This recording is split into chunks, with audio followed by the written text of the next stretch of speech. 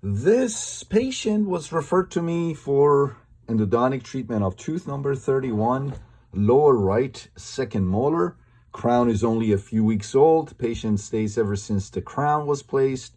He has been in excruciating pain, pain to hot, pain to cold, pain to biting, chewing on the tooth, spontaneous throbbing pain, constant spontaneous throbbing pain. So he was seen by his dentist a few times for occlusal adjustment with no help. Finally, his dentist told him that he needed to come see us for a root canal. So when we examined the tooth, we found the tooth to be extremely sensitive to percussion. Palpation was within normal limits. Probings were 2 to 3 millimeters all around. There's no need for a cold test here. Patient's symptoms says it all. Look at the anatomy of the roots. You can see S-shaped curvature of the roots. So you need to be really careful when using any file, let alone NiTi files. So be really careful with these teeth. Also, always check the proximity of the roots to the inferior alveolar nerve canal. All right, so let's go ahead and look at this tooth. Look at the treatment of this tooth clinically under the Zumax microscope with the 4K integrated camera. So need to go through the crown and do this root canal for this patient, get him out of pain. All right, so as you can see, bite block is in.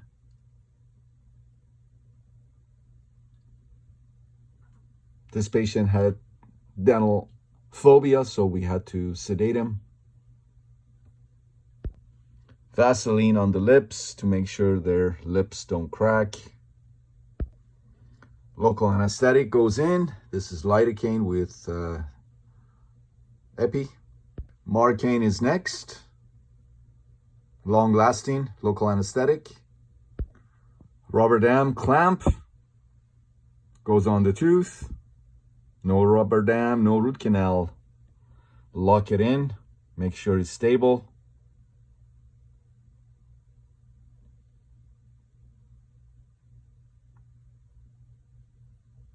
And rubber dam itself goes on. How long did this take? 20 seconds. For those who have an excuse that, oh, it takes too long to put a rubber dam on, shouldn't take you more than 20 seconds to put the rubber dam on. This patient was allergic to latex, so this is a non-latex rubber dam that we're using right now. And of course, our gloves are non-latex, nitrile. All right, very good. Excellent. My assistant is wiping down everything with isopropyl alcohol to decontaminate the tooth itself, crown, rubber dam, clamp, rubber dam. And we're going to go ahead and go through the crown. The first burr that we use to go through this porcelain crown is a round diamond burr.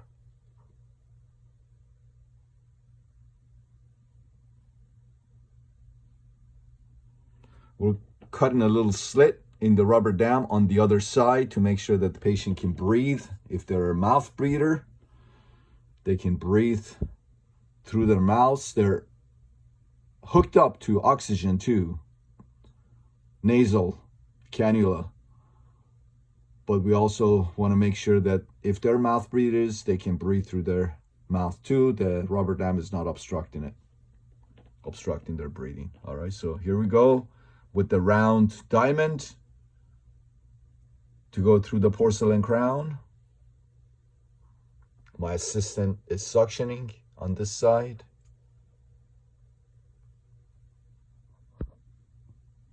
All right. Went through the porcelain crown, as you can see. Now we're going to go ahead and switch to a long end cutting diamond burr to create our endo axis, and here it is.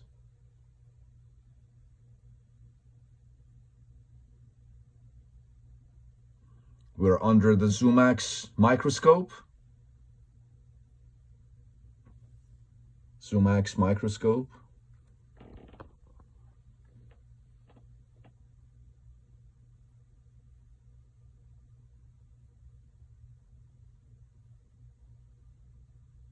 Every stroke of the burr is calculated.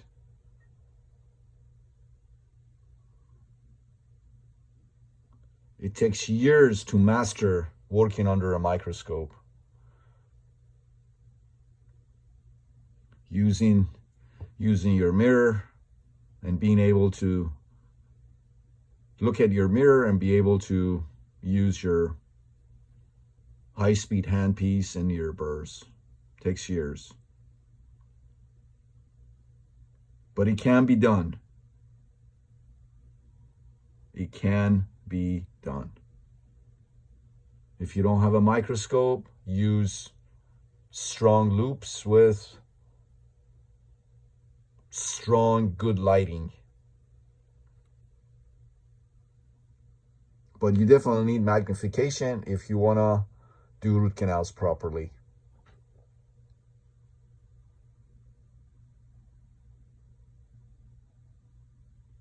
And by the way, remember, this is tooth number 31, lower right second molar. So kind of challenging these second molars as far as gaining access to them.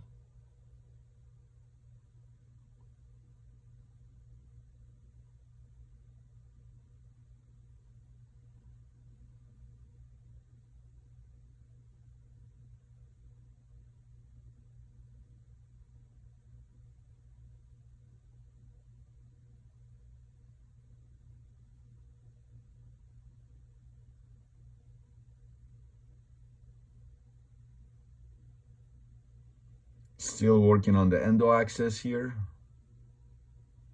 We need straight line access into each canal. I don't like those ninja axis or whatever they call it. Those are only good for Instagram clickbaits. Just if you want to miss anatomy, do those ninja axis, endo axis, or what have you. Those really, like, there's a little dot that they go through to do root canals. If you want to miss anatomy, do that. That's only good for Instagram.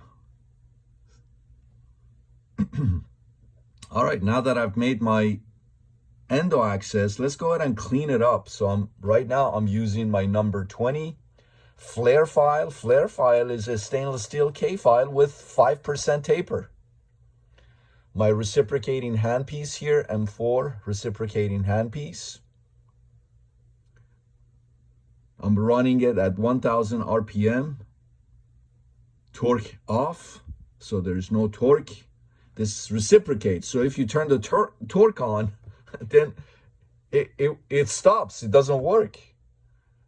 You want it to be able to reciprocate, you know, back and forth, reciprocate like that. So turn the torque off. I like to run it at 1000 RPM. I've mastered this technique, by the way. I kind of invented this technique and mastered it, practicing on thousands of extracted teeth. So people who say, oh, how do you do it without ledging the canals? Well, I've practiced on thousands of extracted teeth.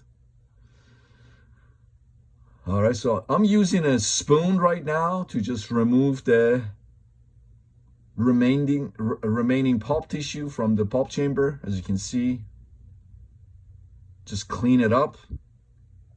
And again, as you can see, I'm not using any lubricant like RC Prep, or I'm not using hypo or anything like that in the beginning. I like to be able to see what I'm doing in the beginning. So in cases of vital pulp, what I always say, I use the juices of the pulp tissue itself. for lubrication.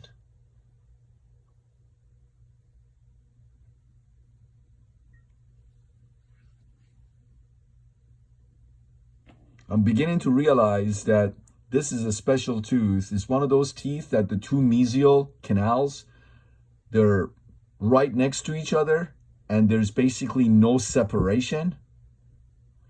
There's a little dentinal ledge there that I removed, and look, I'm using my ultrasonics, and look, there was a little step there, dentinal step, ledge, and underneath it there was pulp tissue.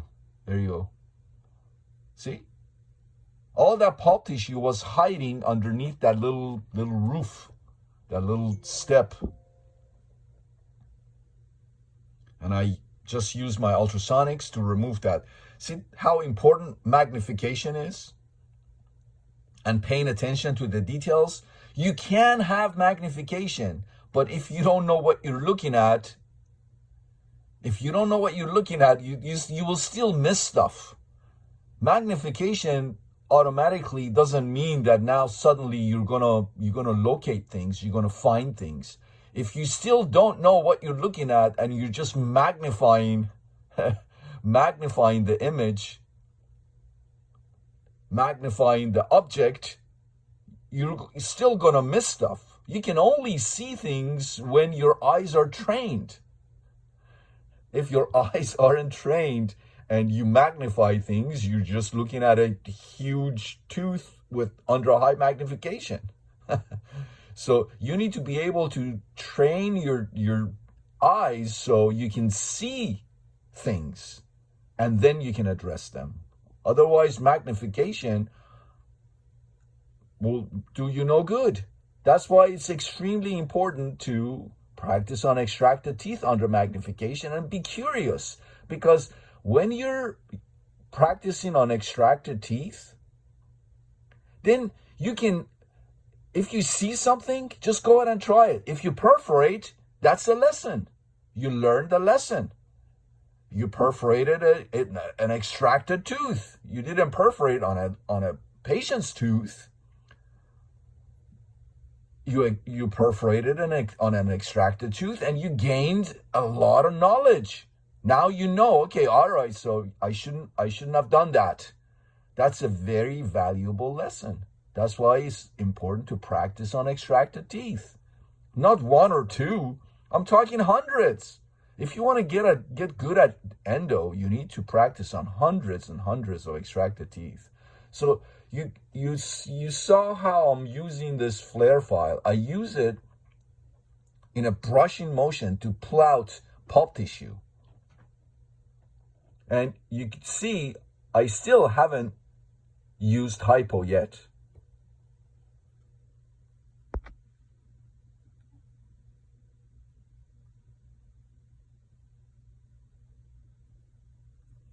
Two mesials and the distal canal. And again, this is one of those teeth that the two mesial canals, they're right next to each other. So they aren't fully formed into two separate canals with a wall, dentinal wall in between them. I'm using my 08C file right now. Again, I'm still not using any lubrication or hypo or RC prep or anything like that. I'm just using the juices of the pulp tissue. Going to my estimated working length, and you can see I'm using the 08C file in a brushing motion while it's attached to my reciprocating handpiece. Now I'm using 6% hypo. Now that I was able to go to my estimated working length, now I'm going to irrigate the canals copiously with 6% hypo.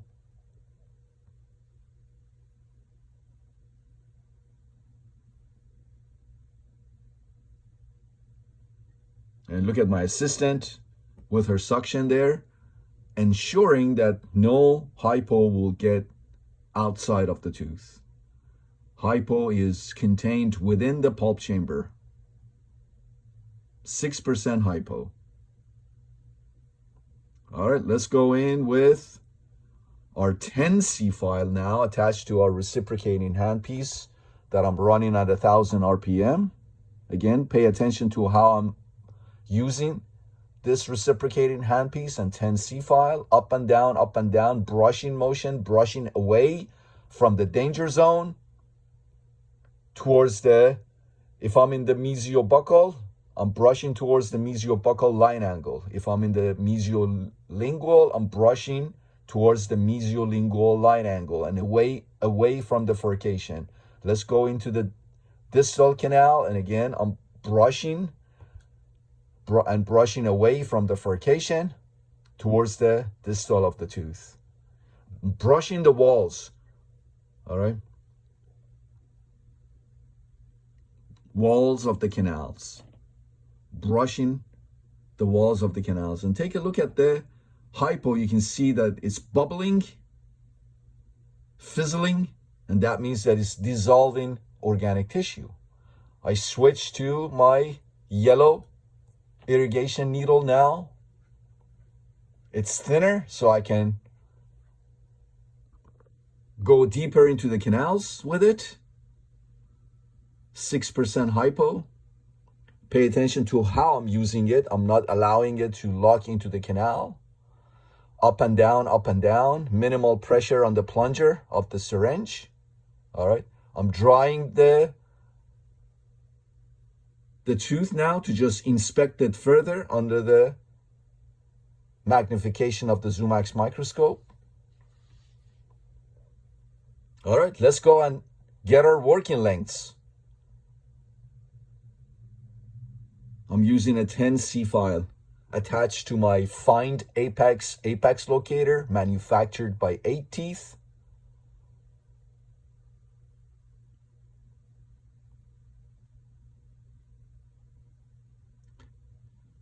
All right, looks like it's 21. Let's measure the distal canal.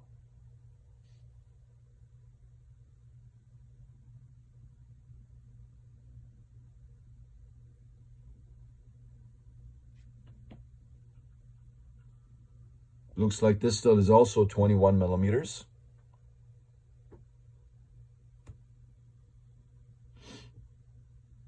All right. 6% hypo. Now that we have our measurement, exact working lengths using our apex locator. All right, so let's go and irrigate again copiously with 6% hypo.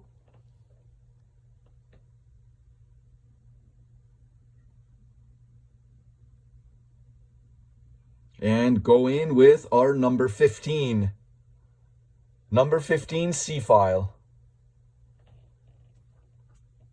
All right, I'm sorry. It looks like our working lengths were 20 millimeters. If our working lengths was 21 millimeters, you wouldn't be seeing that stopper. So working length or working lengths were 20 millimeters. Number 15 C file, brushing motion up and down, brushing away from danger zone towards the corresponding line angles. Up and down, up and down. When you run the reciprocating handpiece at 1000 RPM, you're not only shaping and instrumenting the canals with the files, you're also sonically activating the 6% hypo. That's another great advantage of the reciprocating handpiece. Again, 6% hypo after each file, copious amounts.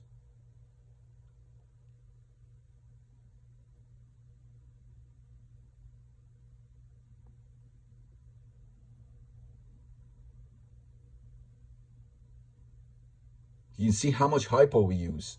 We just don't put a little drop in the pulp chamber like some of you. We use copious amounts, like 12 cc minimum. Sometimes I use 36 cc's of 6% hypo. All right, I'm using my number 20 flare file now, again, in a brushing motion away from the danger zone, which is the furcation here. trying to see if I can, with minimal apical pressure, trying to see if I can go to my working length of 20 millimeters. And yes, I can. Again, you can see how I'm using it in a brushing motion towards the corresponding line angles. I'm in the mesiolingual canal right now. Again, remember, this is one of those teeth that the two mesial canals, they're right next to each other. I'm in the distal canal now. And again, you can see how I'm using this file. And back we go with copious irrigation with 6% hypo.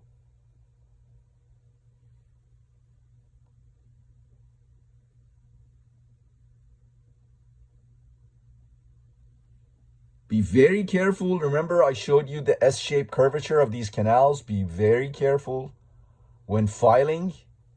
That's why it's important to have a straight line access into the canals, so you don't put extra and unnecessary stress on your files.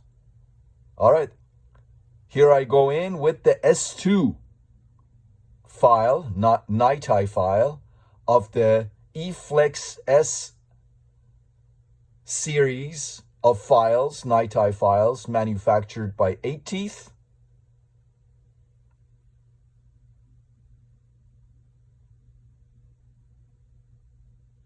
Pay attention to how I'm using this file now, up and down and brushing motion. Brushing motion again towards the corresponding line angles. Minimal apical pressure.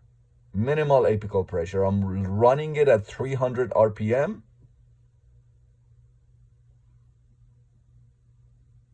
And look at how much debris we collected inside the flutes of the file that my assistant is cleaning. She has a 2x2 soaked with isopropyl alcohol that she uses to wipe the file clean, get rid of the debris. All right. Pay attention to the hypo in the pulp chamber and canals. All right. Let's do the same in the mesiolingual. As you can see, the file slides towards the midline, telling me that this is just the mesial is just one canal, basically. And distal canal, again, you saw how I was using the file, the S2 file. I don't like the S1. S1, the apical few millimeters of the S1 is very thin and very susceptible to fracturing. So I don't like to use the S1. I skip to S2. But remember, I already created a glide path up to size 20 to my working length using stainless steel K files. And again, we're using 6% hypo copiously. Let's take a look.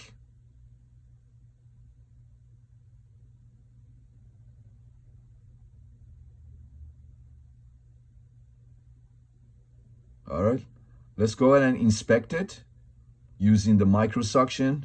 I'm removing the hypo. Let's make sure that on the mesial, I'm not missing anything. Yep, I don't see anything, but I believe I like to explore it a little bit more, just to make sure. So I'm increasing the magnification of the microscope, just to ensure that I'm not missing anything. I'm going in with my Endo Explorer.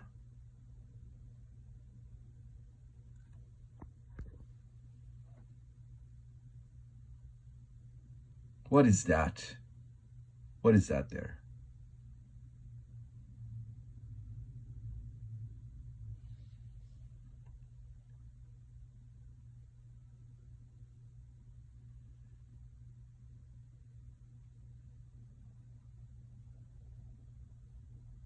All right, I want to explore the mesio buccal a little bit. So I'm using my ultrasonic device, ultrasonic unit. This is Ultramin Pro. ultrasonic device made by 8 teeth, and I'm troughing a little bit, as you can see, just to explore that area there, just to make sure that there is no hidden canal or anything like that. I don't want to miss anything, right?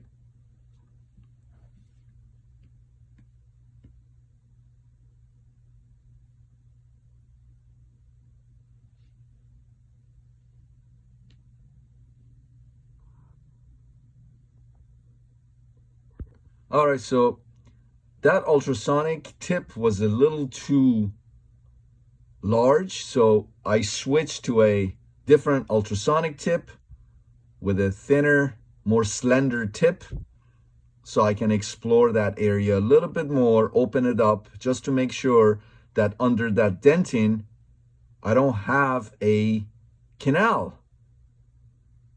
And as you can see, I'm just very, very slowly removing a little bit of dentin at a time. My assistant is putting a little air in the pulp chamber to get rid of the debris so I can see. And I'm just troughing that area a little bit, just a little bit troughing. Again, just to make sure that I'm not missing any anatomy there.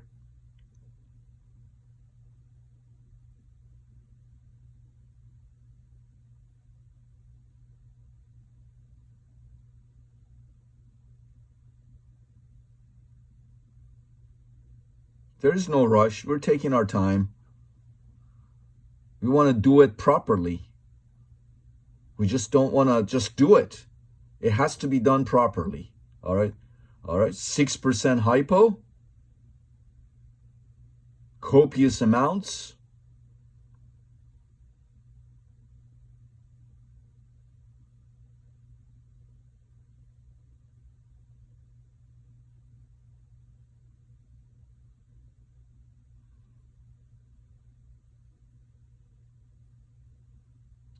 All right. So I asked my assistant to give me a file just to go ahead and explore that area, the mesiolingual area, with a file, just to ensure that I'm not missing anything. This is a number 15C file attached to my reciprocating handpiece that's being run at 1000 RPM, torque off, and I'm not only exploring with it and instrumenting and shaping the canal with it, I'm also activating the 6% hyposonically. And as you can see, I'm going to my working length with the number 15 as I'm brushing with it towards the mesiolingual line angle. And I'm in the mesiobuccal now, again, doing the same thing, just agitating, activating the 6% hypo within the canals sonically, while I'm also instrumenting and shaping. All right, back in we go with 6% hypo. You use a file, immediately afterwards, you're using 6% hypo. This is the rule. Again, pay attention to how I'm using the irrigation needle and the syringe. Up and down, up and down. I'm not allowing the needle to bind to the canal walls. Minimal pressure on the plunger of the syringe. I'm doing my inspection, again, just to make sure, take a look, just to make sure I'm not missing anything. No canals. I've located all the canals.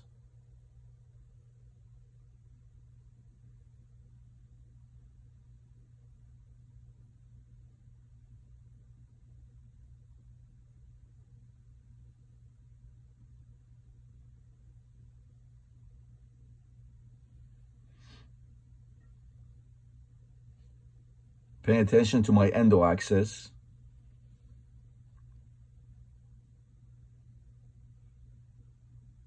Conservative.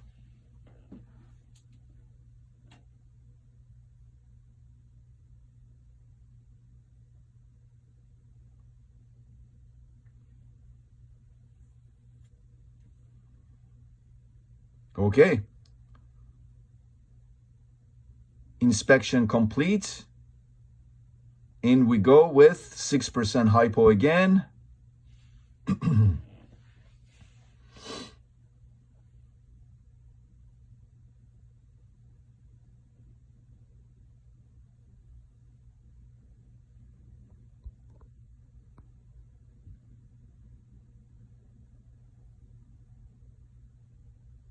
All right, let's go ahead and do our cone fit.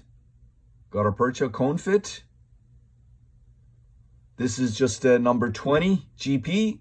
Look how I'm using it, up and down, while the pulp chamber and canals are filled with 6% hypo. That's another way of activating the hypo.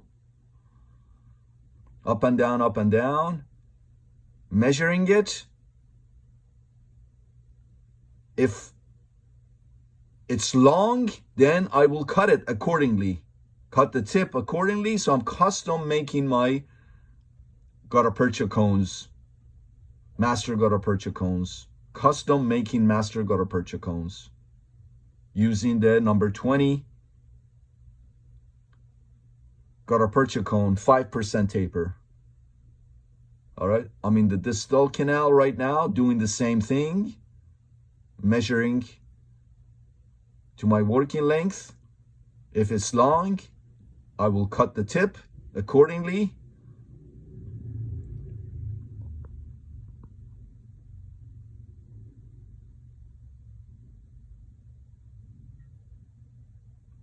Confirming that I have a nice master cone with a nice tug back.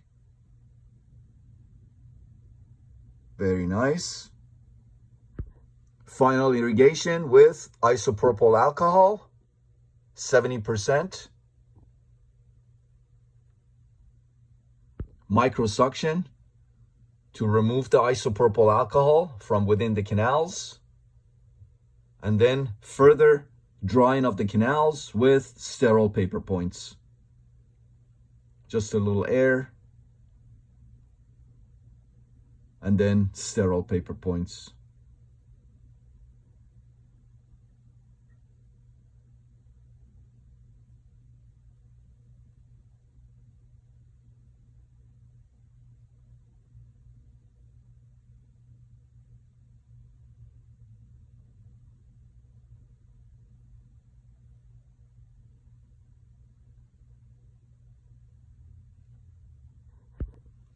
Sterile paper points go in to further dry the canals.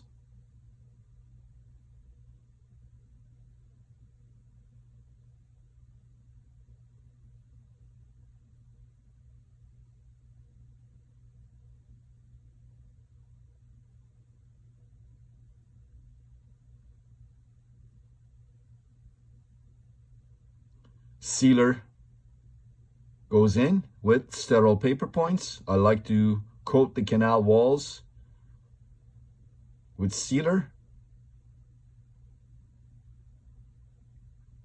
And sterile paper points. Some people do the same with their master gutta percha cones. I don't like to mess up master gutta percha. I spend a lot of time making these master gutta percha cones, and sometimes when the sole purpose is to use them to coat the canal walls, sometimes you bent the tip as you're doing it. I don't like that. I like to just put the master gutta, just dip it in sealer and place it. And that's it, I'm done. And here again, you can see that I'm placing two. So mesial turned out to be just one wide, mesiolingually, one wide canal. Kind of like ribbon shaped, one wide canal. All right, so master GPs are in. I'm using system B to thermoplasticize the gutta percha and remove the coronal part of them. My assistant just removed the extra. And Buchanan number 2 plugger or condenser, whatever you want to call it, to put apical pressure on these thermoplasticized gutta percha. I'm using AH Plus, of course, sealer. People keep asking me what kind of sealer I use. AH Plus, that's the only sealer I have. I don't have 20 different sealers laying around and using a different sealer for a different purpose. I only use AH Plus. I only have one sealer. All right, so let's go ahead and obturate the distal.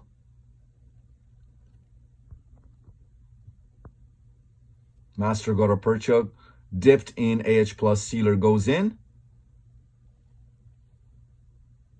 Very nice. And system B to remove and thermoplasticize the rest.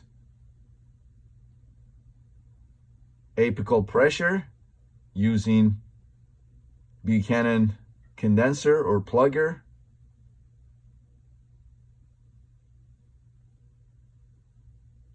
Keeping apical pressure on the gutta percha,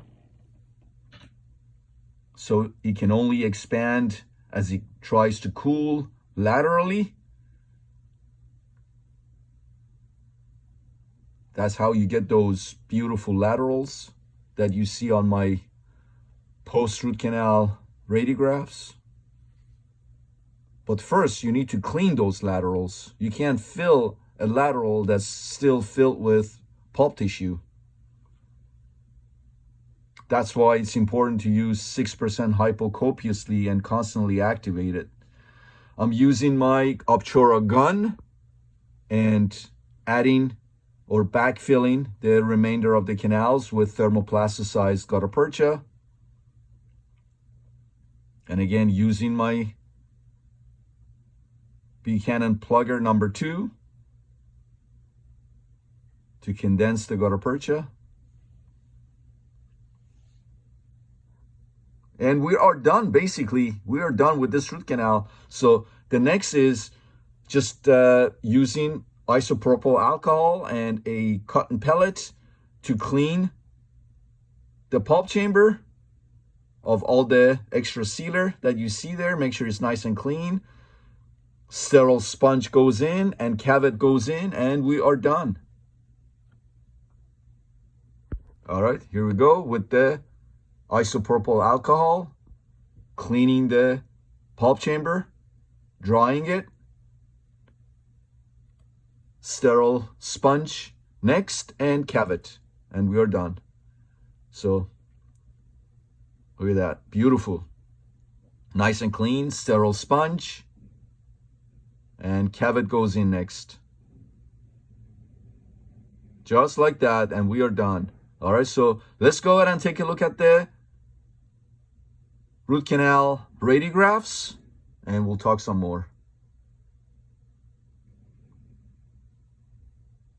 And here is our post-op. So as you can see, everything went beautifully. Take a look here. Let me show you a different angulation. Another angulation, as you can see. Everything went beautifully. Look at the beautiful curvature, S-shaped curvature of these canals. To those who say stainless steel K-files and flare file and all of that stuff, they straighten canals. Here we go. If you straighten these canals with stainless steel K-files, then you're doing it wrong. Then you're doing it, your technique is wrong. So that's why, again, it's so extremely crucial to practice on extracted teeth and perfect, optimize your technique. And again, another angulation. Look at that beautiful apical anatomy there. Okay, so as you can see, everything went beautifully. And this patient is now going back to his dentist, and his dentist will restore the tooth permanently if his dentist feels that, because this crown is only a few weeks old, maybe his dentist wants to replace the crown for him. Maybe because the crown is fine, as you saw, I went through it and it's fine. The dentist can just replace my cavet with composite or something like that. But anyways, The rest is up to the patient and his dentist, but as you can see, we did our task, our job, perfectly, textbook, beautifully. Every detail was addressed. All the fundamentals of endodontics were adhered to. It all starts with a seal rubber dam. Everything 6% hypo after each instrument after each file. You saw how meticulously we worked on this tooth under a surgical operating microscope. All right. Again, as you can see, everything went beautifully. We went ahead and temporized the tooth, and patient's going back to his dentist for the permanent restoration. If you find these videos useful, helpful, please make sure you subscribe, you like, you comment, you share, and you tell your friends. All right. See you next time. And I'm going to continue making these videos.